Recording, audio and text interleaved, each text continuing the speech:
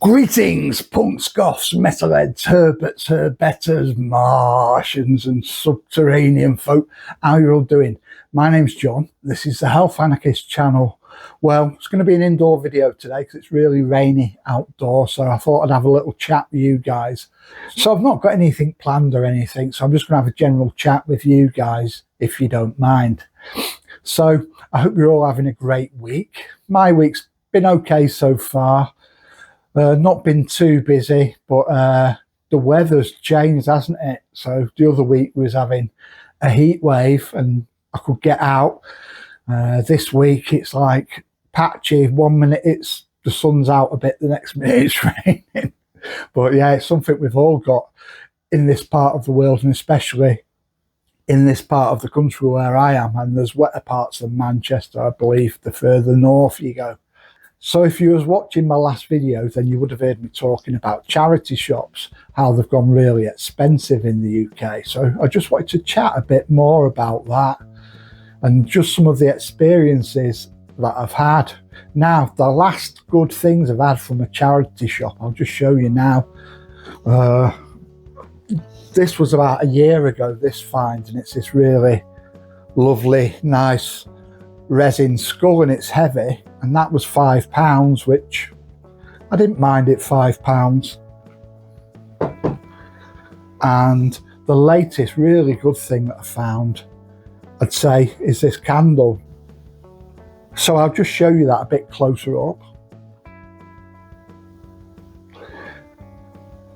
So it's a Santa Marta candle, and it's kind of like the Saint of Death, which, although it's not recognised by the main church, a lot of people follow it in South America.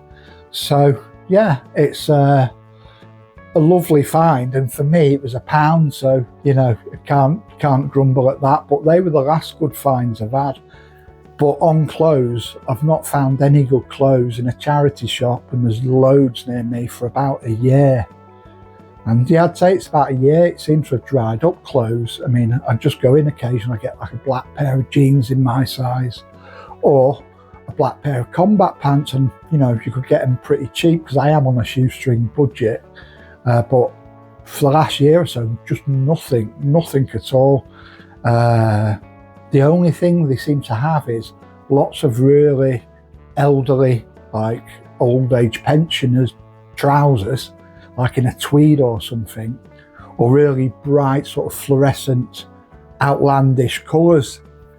And you know, anything kind of like your standard colours, what most people would go for, never mind being alternative, they don't seem to have. And I just wondered, where have all the clothes? Is it because people have got less money and people are buying them? Or is it, as a lot of people are saying, there's just a hell of a lot of resellers at the moment going around picking up stuff from charity shops and then reselling it on eBay. But saying that, you know, the prices they're charging in charity shops, they can't be making that much of a profit on it, you know. Now, one of the other points that I wanted to talk about was, on my previous video I spoke about lava lamp. Now, it was a modern lava lamp, a pretty cheap one. It wasn't a vintage 60s lava lamp or anything like that, and they wanted £20 for it. Now you can buy them for, like, I looked and you get the same ones for £15.99, and they wanted 20. So something weird going on, isn't they? And I took a bike to a charity shop recently, bicycle. Now, I bought this about 7 years ago and I kept it in really good condition, and I give it a bit of a clean up so it looked nice when I took it to the charity shop. Now, I originally bought this from a second-hand shop for £60 7 years ago. So I took it to the charity shop. I thought they might get 30 quid for it or something like that. So I went in the same charity shop a few days later and they had my bike for £125. Now, I've got nothing against giving for charity, but what I'm trying to explain is how high they're marking things up. Now, I think it's probably eBay's the main reason, because the sale of second-hand goods has just skyrocketed since eBay's become more and more popular. So the charity shops are probably looking at places like eBay, seeing what they're getting for stuff for second-hand goods and thinking, we've got loads of second-hand goods, we can get these prices. And I think that's part of it. Part of it's resellers, people buying up stuff, especially brand names, and then reselling it on eBay. Now, I've noticed that a lot of the prices in charity shops in the UK, not just UK, in America, in Australia and other countries as well, it's gone really high, it's skyrocketed. They're wanting like top prices, you know, for second-hand goods, and some isn't even in that condition. I can remember looking through the albums and I found an Iggy Pop album, and they wanted £8 for this Iggy Pop album, which would have been a fair price if it was in good condition. But looking at it, I'd opened it and there's like massive deep scratches. I mean, one side of it was definitely unplayable, you know. And I said, you know, you're selling this for £8, you know it's severely damaged. And they said, oh, we might knock a pound. I said, I don't actually want it because I couldn't play it, but you're charging like £8 and, you know, someone's not going to be able to play that. So yeah, that was another experience I had. I mean, they probably just didn't even notice or hadn't even checked it, which is a fair enough mistake to make. But one of the main reasons I think prices are so high is what I think is there's a lot of volunteers working for the charity shops. And what I think is they see something which they're not sure how to price, and they'll look on eBay or Amazon, and some of the prices they're looking at, it's what sellers are selling things for at eBay, it's what they're asking for. It might be like, you know, £80, but they may never get that £80. It's probably, you know, at least double of what it'll go for. And I think people are looking at eBay prices at what sellers are putting, which is ridiculously overpriced, and then putting that price, thinking that's how much we should charge for it in a charity shop. But yeah, it's a weird one. I hope prices come down. The reason I'm concerned about this is, apart from that I'm on a shoestring budget and I like to buy, you know, clothes and stuff for myself cheap, you know, I like to be able to clothe myself, but there's also people in a far worse situation than me.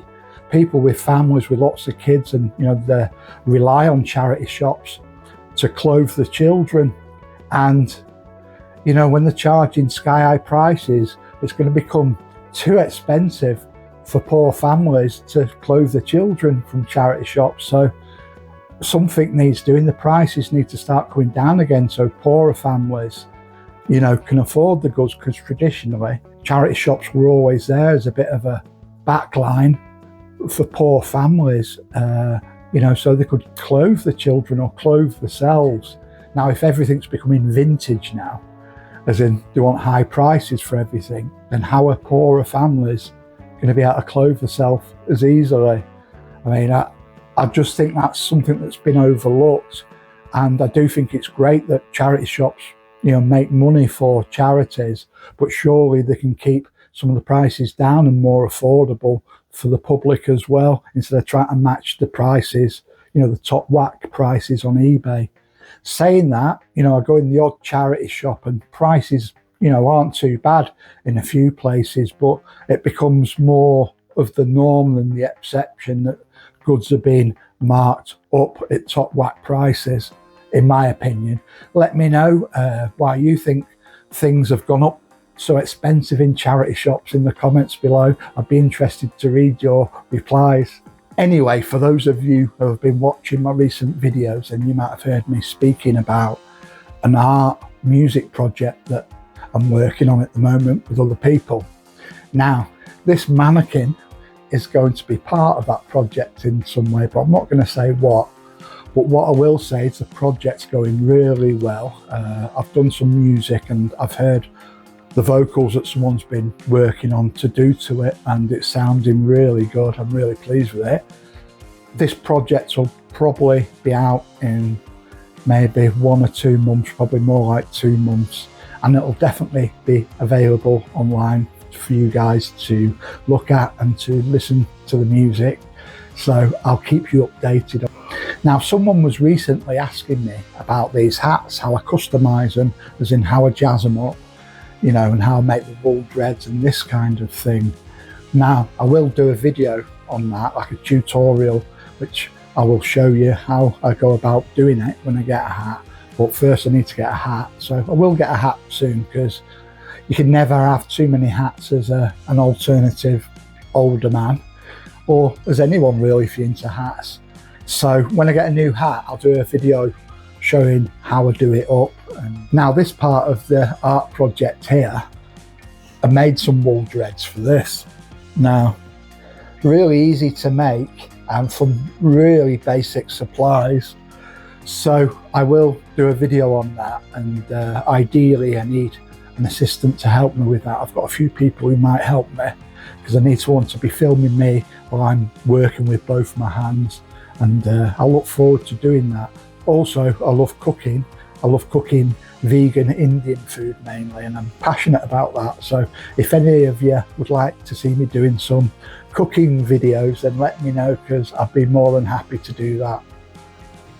So I am still eager to get to gigs at the moment. So if any of you guys know any good gigs that are coming up, like goth gigs in the sort of Manchester area in the near future, let me know, because I'd definitely be interested. Besides that, I've been watching a bit of TV lately. I've been watching a series called Fallout. Now, I'm a big fan of the Fallout computer games. I like my favourite games of all time. So there's this series come out called Fallout, and it's been really good.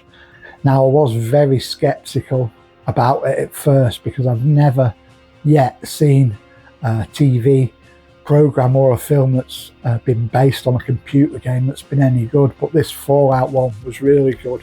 You don't even need to be a fan of the games to enjoy it. It's like a really cool post-apocalyptic series, and yeah, I loved it. Can't wait for the new one to come out. And besides that, the other night I was watching an old film from the 90s. Now, it's a really sort of cool, dark, it's got quite a gothic feel to it, and it's called The Young Poisoner's Guide, and it's based on a true story of a poisoner, but it's kind of, I'm not sure if it's supposed to be, I think it is supposed to be a bit of a black comedy, and I thought it was kind of funny anyway. But yeah, it's a really cool film, so look out for that, The Young Poisoner's Guide, and especially the teacup bit. So at this point, I would like to thank my new subscribers. I always like to thank you guys, because you guys make this channel. You know, when people subscribe to my channel, it means they like it, and it encourages me to keep on going, making these videos. So cheers, guys. And with that, I think I'm going to wrap this video up for today. So thanks for bearing with me whilst I'm indoors, and thanks for listening. If you enjoyed this video, please don't forget to give us a like and a subscribe, and I'll see you very soon on the next video. Take care now. Bye.